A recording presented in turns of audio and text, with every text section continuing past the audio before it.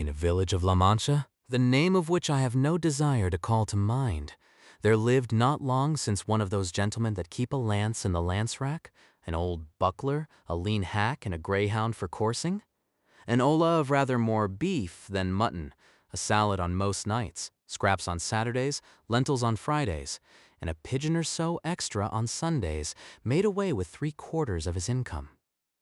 The rest of it went in a doublet of fine cloth and velvet breeches and shoes to match for holidays, while on weekdays he made a brave figure in his best homespun.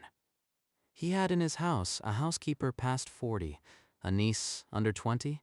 and a lad for the field and marketplace, who used to saddle the hack as well as handle the bill hook. The age of this gentleman of ours was bordering on 50. He was of a hardy habit, spare, gaunt-featured, a very early riser, and a great sportsman. They will have it his surname was Quixote or Quesada, for here there is some difference of opinion among the authors who write on the subject, although from reasonable conjectures it seems plain that he was called Quechana. This, however, is of but little importance to our tale. It will be enough not to stray a hair's breadth from the truth in the telling of it. You must know, then, that the above-named gentleman, whenever he was at leisure, which was mostly all the year round, gave himself up to reading books of chivalry with such ardor and avidity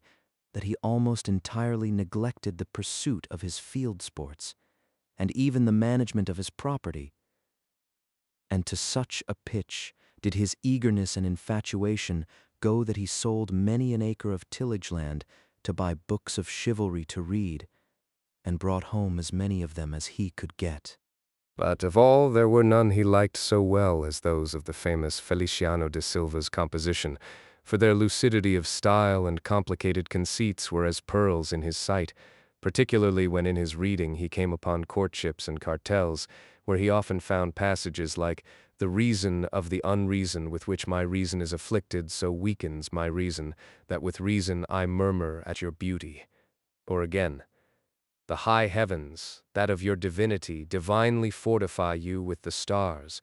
render you deserving of the desert your greatness deserves." Over conceits of this sort the poor gentleman lost his wits, and used to lie awake striving to understand them and worm the meaning out of them, what Aristotle himself could not have made out or extracted, had he come to life again for that special purpose. He was not at all easy about the wounds which Don Belianis gave and took, because it seemed to him that great as were the surgeons who had cured him, he must have had his face and body covered all over with seams and scars. He commended, however, the author's way of ending his book with the promise of that interminable adventure, and many a time was he tempted to take up his pen and finish it properly as is there proposed, which no doubt he would have done, and made a successful piece of work of it too, had not greater and more absorbing thoughts prevented him. Many an argument did he have with the curate of his village, a learned man and a graduate of Siguenza, as to which had been the better knight, Palmerin of England, or Amadis of Gaul. Master Nicholas, the village barber, however, used to say that neither of them came up to the knight of Phoebus, and that if there was any that could compare with him it was Don Galaor, the brother of Amadis of Gaul, because he had a spirit that was equal to every occasion, and was no fennikin knight, nor lachrymose like his brother, while in the matter of valor he was not a whit behind him. In short, he became so absorbed in his books that he spent his nights from sunset to sunrise, and his days from dawn to dark, poring over them. And what with little sleep and much reading, his brains got so dry that he lost his wits. His fancy grew full of what he used to read about in his books: enchantments, quarrels, battles, challenges, wounds, wooings, loves, agonies, and all sorts of impossible nonsense. And it so possessed his mind that the whole fabric of invention and fancy he read of was true, that to him no history in the world had more reality in it. He used to say the Cid Ruy was a very good knight, but that he was not to be compared with the knight of the burning sword, who with one backstroke cut in half 2 fierce and monstrous giants. More of Bernardo del Carpio, because at Roncesvalles he slew Roland in spite of enchantments, availing himself of the artifice of Hercules when he strangled Antaeus, the son of Terra, in his arms. He approved highly of the giant Morgante, because, although of the giant breed, which is always arrogant and ill-conditioned, he alone was affable and well-bred. But above all, he admired Reinaldos of Montalban, especially when he saw him sallying forth from his castle and robbing everyone he met, and when beyond the seas he stole that image of Mahomet which, as his History says, was entirely of gold. To have a bout of kicking at that traitor of a Ganelon, he would have given his housekeeper, and his niece into the bargain. In short, his wits being quite gone, he hit upon the strangest notion that ever madman in this world hit upon, and that was that he fancied it was right and requisite, as well for the support of his own honor as for the service of his country, that he should make a knight-errant of himself, roaming the world over in full armour and on horseback in quest of adventures, and putting in practice himself all that he had read of as being the usual practices of knights-errant, righting every kind of wrong and exposing himself to peril and danger from which, in the issue, he was to reap eternal renown and fame. Already the poor man saw himself crowned by the might of his arm, Emperor of Trebizond at least, and so, led away by the intense enjoyment he found in these pleasant fancies, he set himself forthwith to put his scheme into execution. The first thing he did was to clean up some armor that had belonged to his great-grandfather, and had been for ages lying forgotten in a corner, eaten with rust and covered with mildew. He scoured and polished it as best he could, but he perceived one great defect in it, that it had no closed helmet, nothing but a simple morion. This deficiency, however, his ingenuity supplied, for he contrived a kind of half-helmet of pasteboard, which fitted onto the morion, looked like a whole one. It is true that in order to see if it was strong and fit to stand a cut, he drew his sword and gave it a couple of slashes, the first of which undid in an instant what had taken him a week to do. The ease with which he had knocked it to pieces disconcerted him somewhat, and to guard against that danger he set to work again, fixing bars of iron on the inside until he was satisfied with its strength, and then, not caring to try any more experiments with it, he passed it, and adopted it as a helmet of the most perfect construction. He next proceeded to inspect his hack, which, with more quartos than a reel and more blemishes than the steed of Gonella, that tantum pellis ad assa fuit, surpassed in his eyes the Bucephalus of Alexander, or the Babieca of the Cid. 4 days were spent in thinking what name to give him, because,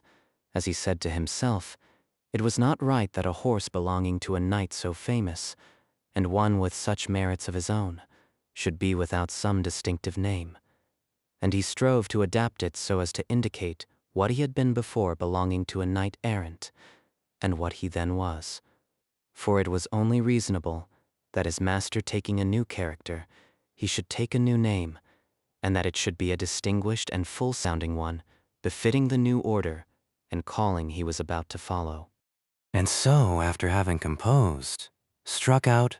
rejected, added to, unmade, and remade a multitude of names out of his memory and fancy, he decided upon calling him Rocinante, a name, to his thinking, lofty, sonorous, and significant of his condition as a hack before he became what he now was, the first and foremost of all the hacks in the world. Having got a name for his horse so much to his taste, he was anxious to get one for himself, and he was 8 days more pondering over this point, till at last he made up his mind to call himself Don Quixote, whence, as has been already said, the authors of this veracious history have inferred that his name must have been beyond a doubt Quixada, and not Quesada as others would have it. Recollecting, however, that the valiant Amadis was not content to call himself curtly Amadis, and nothing more, but added the name of his kingdom and country to make it famous, and called himself Amadis of Gaul. He, like a good knight, resolved to add on the name of his, and to style himself Don Quixote of La Mancha, whereby he described accurately his origin and country, and did honor to it in taking his surname from it. So then, his armor being furbished, his morion turned into a helmet, his hack christened, and he himself confirmed, he came to the conclusion that nothing more was needed now but to look out for a lady to be in love with. For a nighter, rant without love, was like a tree without leaves or fruit, or a body without a soul. As he said to himself, "If for my sins, or by my good fortune, I come across some giant hereabouts, a common occurrence with knights errant, and overthrow him in one onslaught, or cleave him asunder to the waist, or, in short, vanquish and subdue him, will it not be well to have someone I may send him to as a present, that he may come in and fall on his knees before my sweet lady, and in a humble, submissive voice say, 'I am the giant Caraculiambro, lord of the island of Melindrania, vanquished in single combat by the never sufficiently extolled knight Don Quixote of La Mancha, who has commanded me to present myself before your grace,